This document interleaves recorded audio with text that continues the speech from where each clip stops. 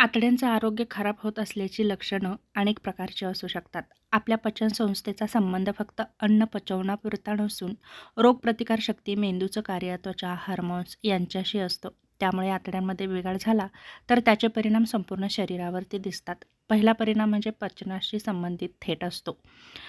यामध्ये वारंवार पोट फुगल्यासारखं वाटतं, जेवल्यानंतर पोट फुगल्यासारखं वाटणं, गॅस जास्त होणं, जुलाब किंवा बद्धकोष्ठता जाणवते, सतत सैल शौच होते किंवा उलट अनेक दिवस शौचच होत नाही, पोट दुखतं किंवा पोटामध्ये कळा येतात, पोटामध्ये वळवळ झाल्यासारखं वाटतं, जेवणानंतर हा त्रास खूप जाणवतो.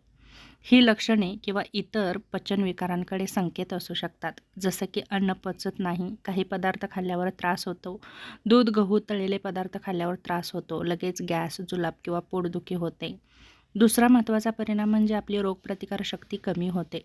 आतड्यामध्ये शरीराच्या 70% इम्युनिटी तयार होत असते. जर त्यामध्ये बिघाड झाला तर आपल्याला वारंवार सर्दी होते, खोकला होतो, आपण लवकर आजारी पडतो.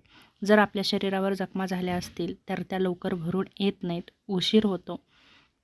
त्याचप्रमाणे त्वचेशी संबंधितही त्रास होतात. जसं की आतड्याचा त्वचेशी थेट संबंध असतो. त्यातील पहिलं लक्षण म्हणजे मुरूम येतात, पुरळे येतात, त्वचा कोरडी दिसते किंवा आपल्या त्वचेला खाज सुटते. त्याचप्रमाणे दुसरं लक्षण म्हणजे सतत थकवा आणि ऊर्जा कमी झाल्यासारखं वाटते. पुरेशी झोप जरी घेतली तरी थकवा जाणवतो, शरीरामध्ये कमजोरी जाणवते.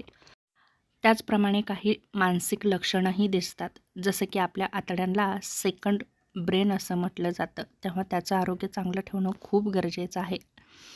पहिलं महत्त्वाचं म्हणजे चिंता जाणवते, नैराश्य, लक्ष केंद्रित करायला अडचणी निर्माण होतात.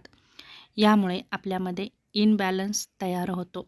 दुसरा महत्त्वाचा परिणाम म्हणजे आपल्या वजनामध्ये अचानक बदल होतो, जसं की वजन अचानक वाढतं किंवा कमी होतं, पोषणद्रव्ये नीट शोषली जात नाहीत, व्हिटॅमिनची कमतरता जाणवते.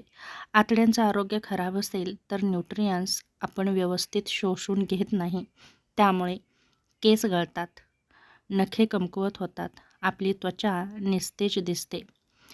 जर ही लक्षणे दिसत असतील तर मात्र कोणताही विलंब न करता तुम्ही डॉक्टरांकडे जाऊ शकता.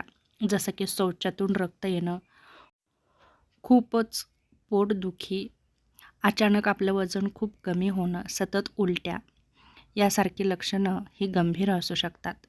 आतड्यांचं आरोग्य बिघडण्याची मुख्य कारणं म्हणजे जास्त जंक फूड खाणं, अँटीबायोटिकचा अतिवापर करणं, जास्त ताण, झोपेची कमतरता, फायबर कमी असलेला आहार यामुळे आपल्या आतड्याचं आरोग्य बिघडतं. खालील गोष्टी तुमच्या बाबतीत सतत होत असतील, जसं की पोटाचे त्रास, गॅस, जुलाब, बद्धकोष्ठता, त्वचा आणि मानसिक समस्या, थकवा, इम्युनिटी कमी होणं, तर समजून जा की आपल्या आतड्याचं आरोग्य चांगलं नाही.